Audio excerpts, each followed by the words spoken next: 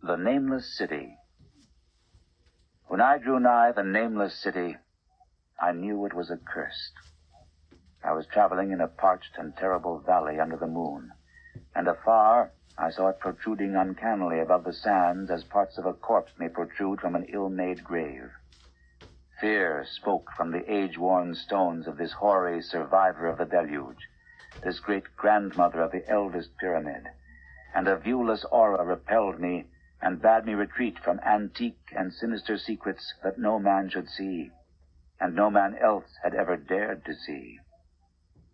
Remote in the desert of Araby lies the Nameless City, crumbling and inarticulate, its low walls nearly hidden by the sands of uncounted ages.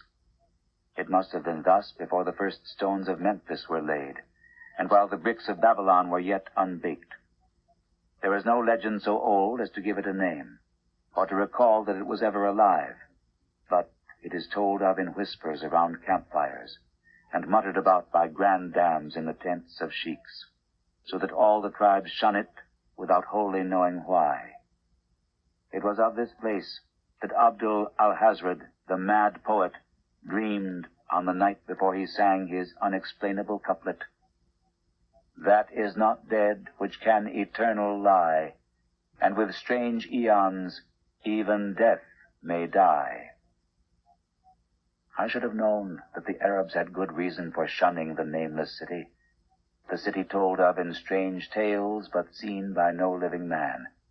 Yet I defied them, and went into the untrodden waste with my camel. I alone have seen it, and that is why no other face bears such hideous lines of fear as mine, why no other man shivers so horribly when the night wind rattles the windows. When I came upon it in the ghastly stillness of unending sleep, it looked at me, chilly from the rays of a cold moon amidst the desert's heat. And as I returned its look, I forgot my triumph at finding it, and stopped still with my camel to wait for the dawn. For hours I waited, till the east grew gray and the stars faded, and the gray turned to roseal light edged with gold.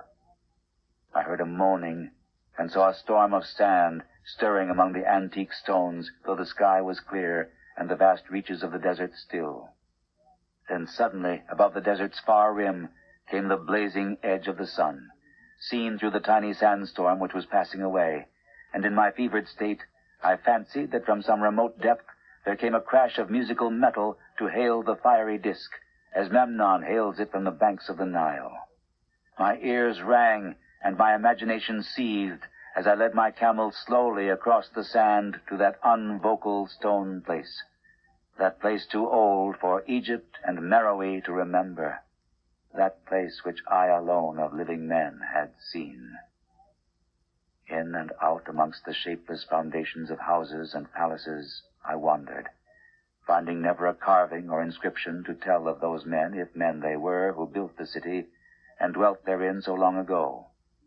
The antiquity of the spot was unwholesome, and I longed to encounter some sign or device to prove that the city was indeed fashioned by mankind. There were certain proportions and dimensions in the ruins which I did not like.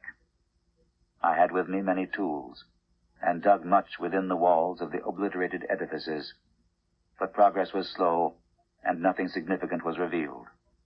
When night and the moon returned, I felt a chill wind which brought new fear, so that I did not dare to remain in the city. And as I went outside the antique walls to sleep, a small, sighing sandstorm gathered behind me, blowing over the gray stones, though the moon was bright and most of the desert still. I awaked just at dawn from a pageant of horrible dreams, my ears ringing as from some metallic peal. I saw the sun peering redly through the last gusts of a little sandstorm that hovered over the Nameless City, and marked the quietness of the rest of the landscape. Once more I ventured within those brooding ruins that swelled beneath the sand like an ogre under a coverlet, and again dug vainly for relics of the forgotten race. At noon I rested, and in the afternoon I spent much time tracing the walls and the bygone streets, and the outlines of the nearly vanished buildings. I saw that the city had been mighty indeed, and wondered at the sources of its greatness. To myself, I pictured all the splendors of an age so distant that Chaldea could not recall it, and thought of Sarnath the doomed, that stood in the land of Manar when mankind was young, and of Ib that was carven of gray stone before mankind existed. All at once, I came upon a place where the bedrock rose stark through the sand and formed a low cliff, and here I saw with joy what seemed to promise further traces of the antediluvian people. Hewn rudely on the face of the cliff were the unmistakable facades of several small, squat rock houses or temples, whose interiors might preserve many secrets of ages too remote for calculation, though sandstorms had long since effaced any carvings which may have been outside. Very low and sand-choked were all of the dark apertures near me, but I cleared one with my spade and crawled through it, carrying a torch to reveal whatever mysteries it might hold. When I was inside, I saw that the cavern was indeed a temple, and beheld plain signs of the race that had lived and worshipped before the desert was a desert. Primitive altars, pillars, and niches, all curiously low, were not absent.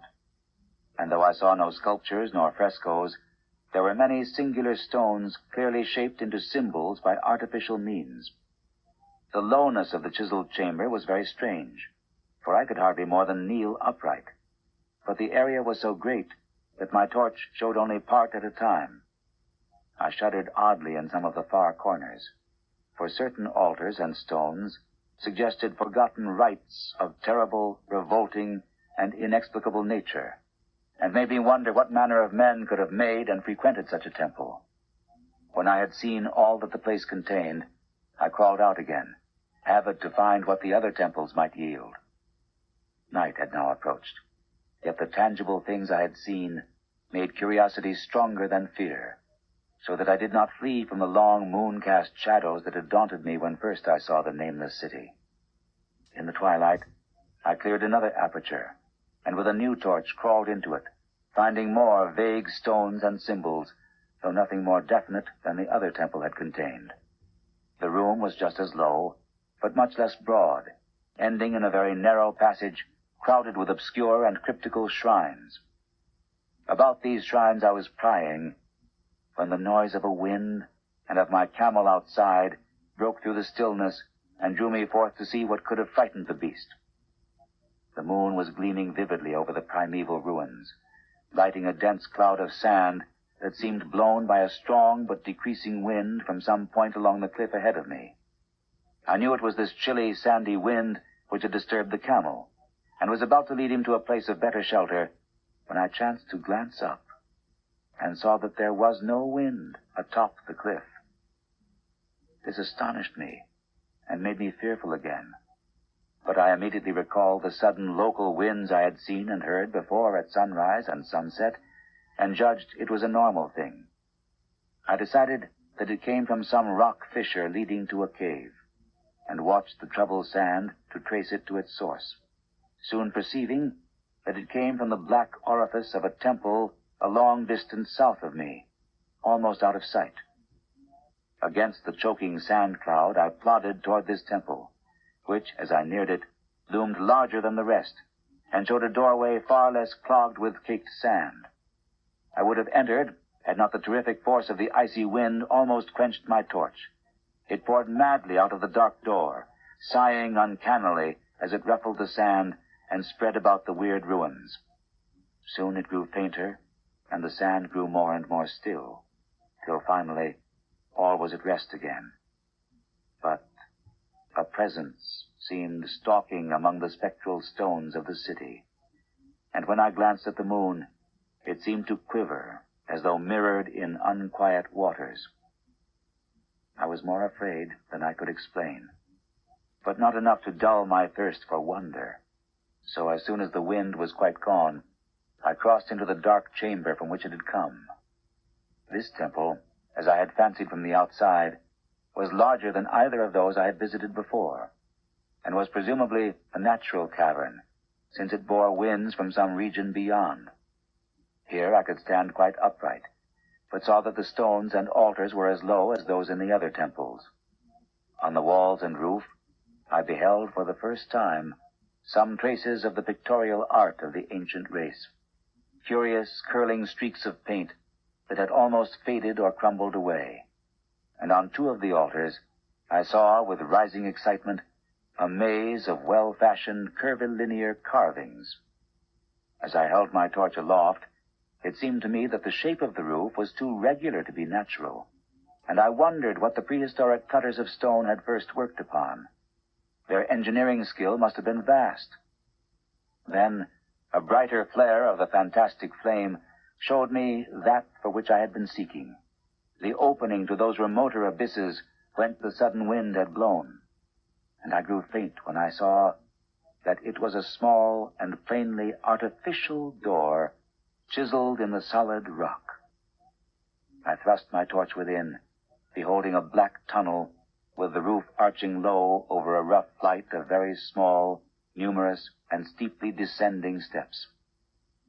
I shall always see those steps in my dreams, for I came to learn what they meant. At the time, I hardly knew whether to call them steps or mere footholds in a precipitous descent. My mind was whirling with mad thoughts, and the words and warnings of Arab prophets seemed to float across the desert from the land that men know to the nameless city that men dare not know. Yet I hesitated only a moment before advancing through the portal and commencing to climb cautiously down the steep passage, feet first, as though on a ladder. It is only in the terrible phantasms of drugs or delirium that any other man can have had such a descent as mine. The narrow passage led infinitely down, like some hideous haunted well, and the torch I held above my head could not light the unknown depths toward which I was crawling. I lost track of the hours and forgot to consult my watch, though I was frightened when I thought of the distance I must be traversing.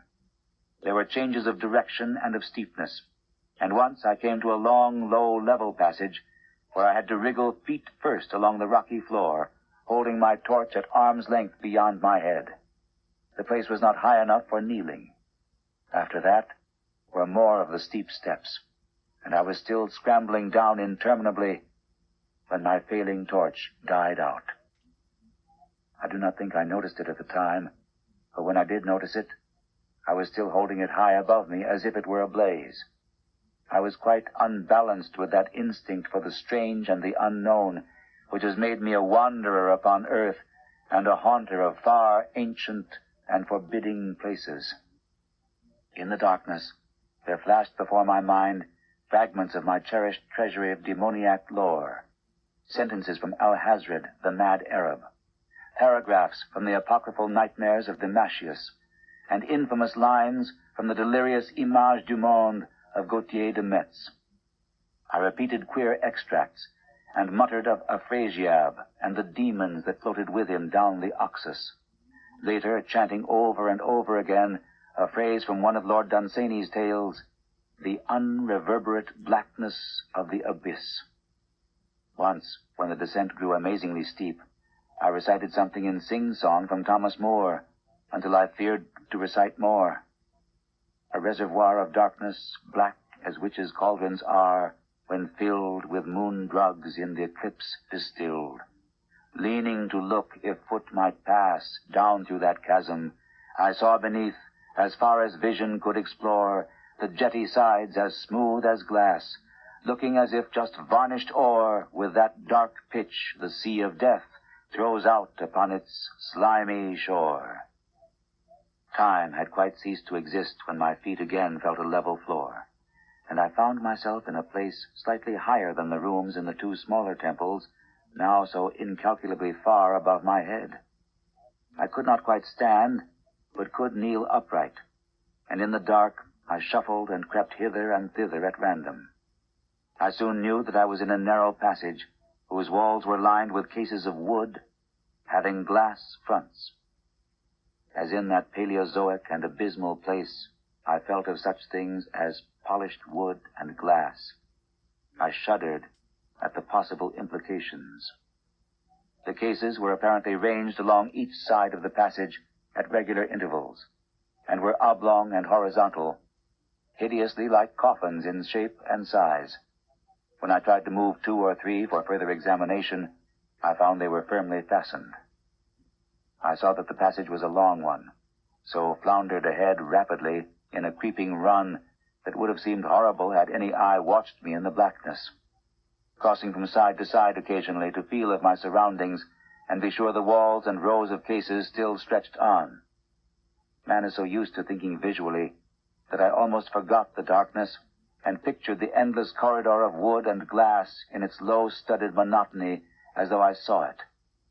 And then, in a moment of indescribable emotion, I did see it. Just when my fancy merged into real sight, I cannot tell, but there came a gradual glow ahead, and all at once I knew that I saw the dim outlines of the corridor and the cases, revealed by some unknown subterranean phosphorescence. For a little while, all was exactly as I had imagined it, since the glow was very faint. But as I mechanically kept on stumbling ahead into the stronger light, I realized that my fancy had been but feeble. This hall was no relic of crudity like the temples in the city above, but a monument of the most magnificent and exotic art. Rich, vivid, and daringly fantastic designs and pictures formed a continuous scheme of mural painting whose lines and colors were beyond description. The cases were of a strange golden wood, with fronts of exquisite glass, and contained the mummified forms of creatures outreaching in grotesqueness the most chaotic dreams of man. To convey any idea of these monstrosities is impossible. They were of the reptile kind, with body lines suggesting sometimes the crocodile, sometimes the seal, but more often nothing of which either the naturalist or the paleontologist ever heard. In size, they approximated a small man, and their forelegs bore delicate and evidently flexible feet, curiously like human hands and fingers. But strangest of all were their heads, which presented a contour violating all known biological principles. To nothing can such things be well compared. In one flash, I thought of comparisons as varied as the cat, the bulldog, the mythic satyr, and the human being. Not Jove himself had so colossal and protuberant a forehead, yet the horns and the noselessness and the alligator-like jaw placed the things outside all established categories. I debated for a time on the reality of the mummies, half suspecting they were artificial idols, but soon decided they were indeed some Paleologian species which had lived when the Nameless City was alive. To crown their grotesqueness, most of them were gorgeously enrobed in the costliest of fabrics, and lavishly laden with ornaments of gold, jewels, and unknown shining metals. The importance of these crawling creatures must have been vast, for they held first place among the wild designs on the frescoed walls and ceiling. With matchless skill had the artist drawn them in a world of their own, wherein they had cities and gardens fashioned to suit their dimensions. And I could not but think that their pictured history was allegorical, perhaps showing the progress of the race that worshipped them. These creatures, I said to myself, were to the men of the Nameless City what the she-wolf was to Rome, or some totem beast is to a tribe of Indians. Holding this view, I thought I could trace roughly a wonderful epic of the Nameless City, the tale of a mighty seacoast metropolis that ruled the world before Africa rose out of the waves, and of its struggles as the sea shrank away, and the desert crept into the fertile valley that held it. I saw its wars and triumphs, its troubles and defeats, and afterward its terrible fight against the desert, when thousands of its people, here represented in allegory by the grotesque reptiles, were driven to chisel their way down through the rocks in some marvelous manner to another world whereof their prophets had told them. It was all vividly weird and realistic, and its connection with the awesome descent I had made was unmistakable. I even recognized the passages. As I crept along the corridor toward the brighter light, I saw later stages of the painted epic, the leave-taking of the race that had dwelt in the Nameless City and the valley around for 10 million years, the race whose souls shrank from quitting scenes their bodies had known so long, where they had settled as nomads in the earth's youth, hewing in the virgin rock those primal shrines at which they never ceased to worship. Now that the light was better, I studied the pictures more closely, and remembering that the strange reptiles must represent the unknown men, pondered upon the customs of the Nameless City. Many things were peculiar and inexplicable. The civilization, which included a written alphabet, had seemingly risen to a higher order than those immeasurably later civilizations of Egypt and Chaldea. Yet there were curious omissions. I could, for example, find no pictures to represent deaths or funeral customs, save such as were related to wars, violence, and plagues. And I wondered at the reticence shown concerning natural death. It was as though an ideal of earthly immortality had been fostered as a cheering illusion.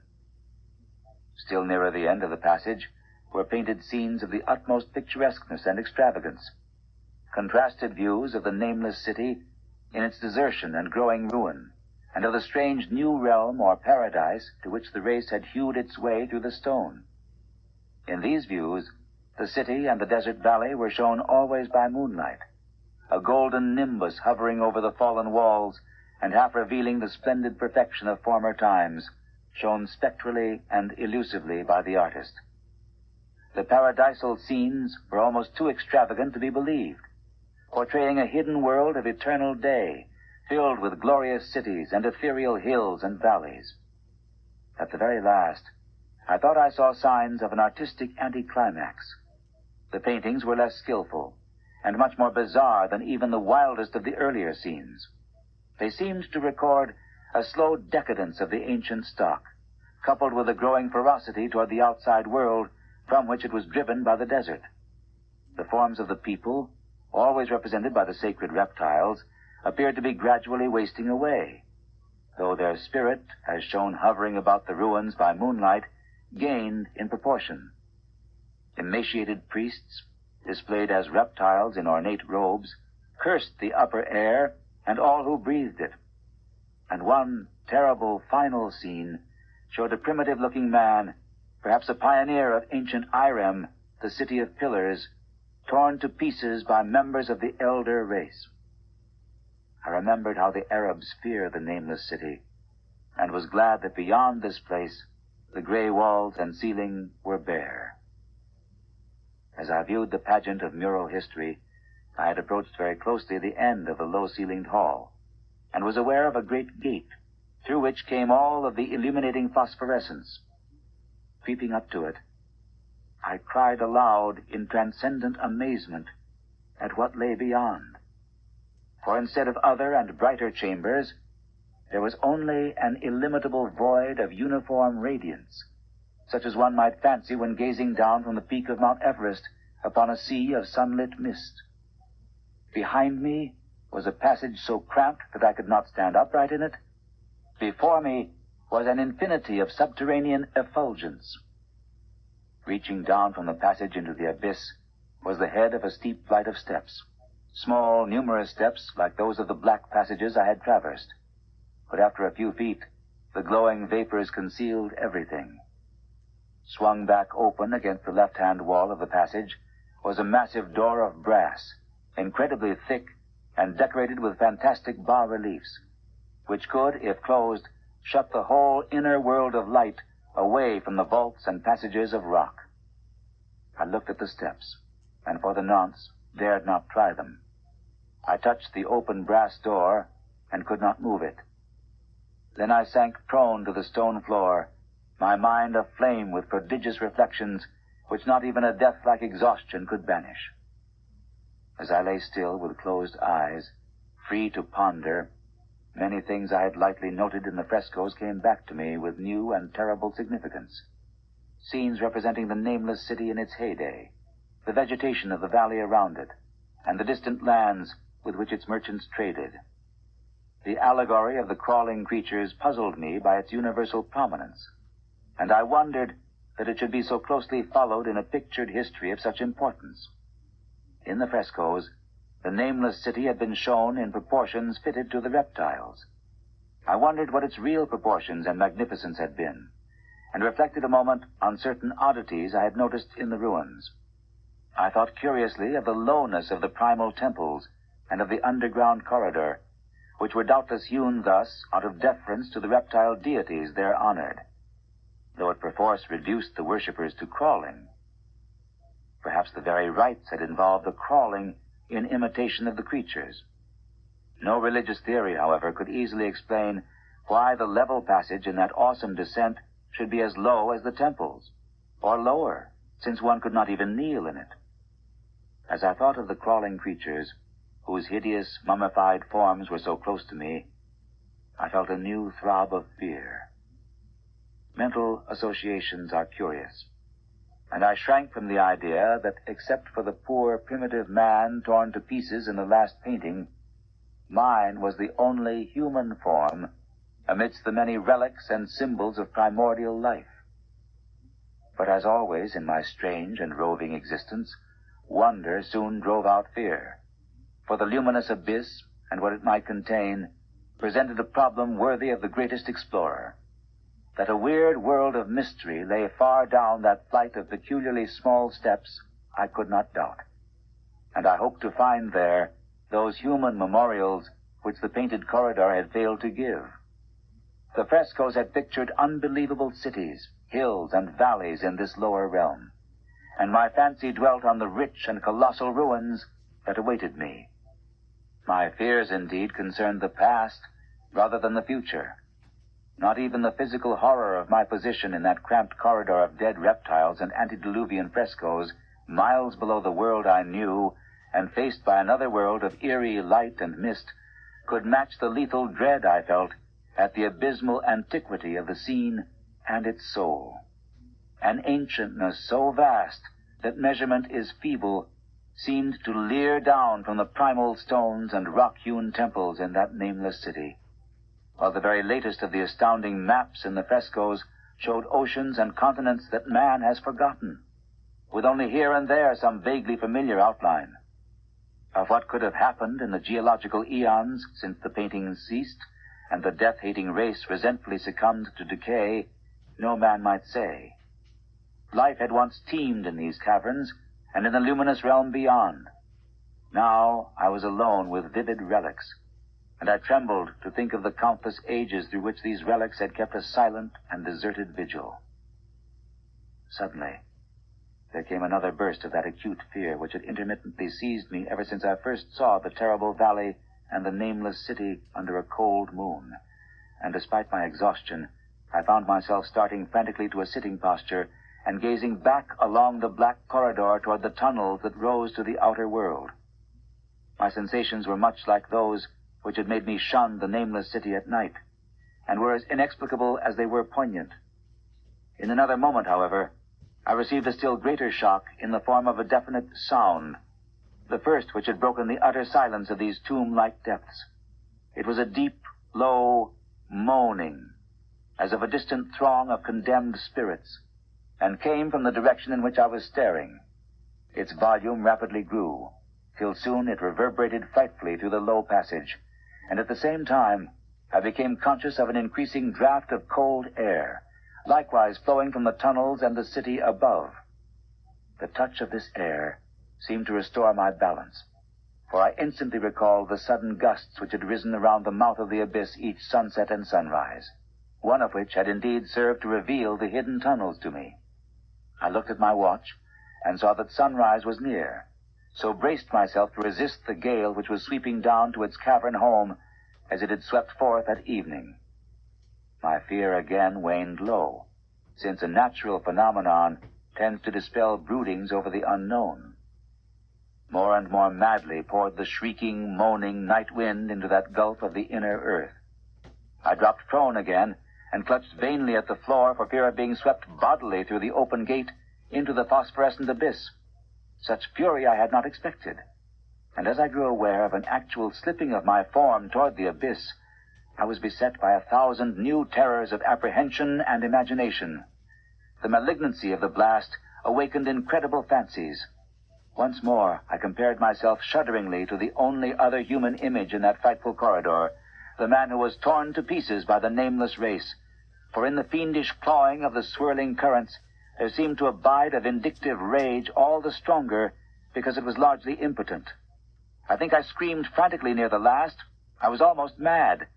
But if I did so, my cries were lost in the hell-born babel of the howling wind wraiths. I tried to crawl against the murderous invisible torrent, but I could not even hold my own as I was pushed slowly and inexorably toward the unknown world. Finally, reason must have wholly snapped, for I fell to babbling over and over that unexplainable couplet of the mad Arab Alhazred, who dreamed of the nameless city. That is not dead which can eternal lie, and with strange eons even death may die. Only the grim, brooding desert gods know what really took place, what indescribable struggles and scrambles in the dark I endured, or what Abaddon guided me back to life, where I must always remember and shiver in the night wind till oblivion or worse claims me. Monstrous, unnatural, colossal was the thing, too far beyond all the ideas of man to be believed, except in the silent, damnable small hours when one cannot sleep. I have said that the fury of the rushing blast was infernal, cacodemoniacal, and that its voices were hideous with the pent-up viciousness of desolate eternities. Presently, those voices, while still chaotic before me, seemed to my beating brain to take articulate form behind me. And down there, in the grave of unnumbered eon-dead antiquities, leagues below the dawn-lit world of men, I heard the ghastly cursing and snarling of strange-tongued fiends. Turning, I saw outlined against the luminous ether of the abyss what could not be seen against the dusk of the corridor. A nightmare horde of rushing devils, hate distorted, grotesquely panoplied, half-transparent, devils of a race no man might mistake, the crawling reptiles of the nameless city. And as the wind died away, I was plunged into the ghoul-peopled blackness of Earth's bowels, for behind the last of the creatures, the great brazen door clanged shut with a deafening peal of metallic music, whose reverberations swelled out to the distant world to hail the rising sun, as Memnon hails it from the banks of the Nile.